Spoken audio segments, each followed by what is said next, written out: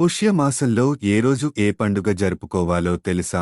పుష్యమాసం శనీశ్వరునికి ప్రీతికరమైన మాసం. మకర రాశికి అధిపతి శని భగవానుడు.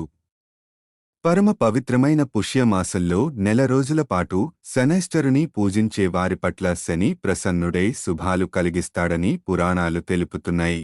డిసెంబర్ 31 ఈ రోజు నుంచి పుష్యమాసం ప్రారంభం అవుతుంది. జనవరి 1 ఆంగ్ల నూతన సంవత్సరాది.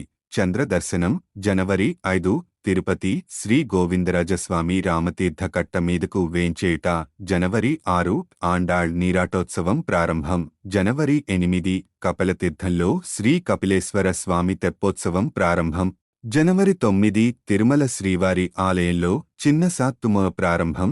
జనవరి 10 ముక్కోటి ఏకాదశి వైకుంఠ ఏకాదశి శ్రీరంగం భద్రాచలం తిరుమలలో వైకుంఠ ద్వార దర్శనం. తిరుమల శ్రీవారి స్వర్ణ రథోత్సవం. జనవరి 11 శని త్రయోదశి శ్రీ స్వామి పుష్కరిణి తీర్థ ముక్కోటి శ్రీవారి చక్రస్నానం.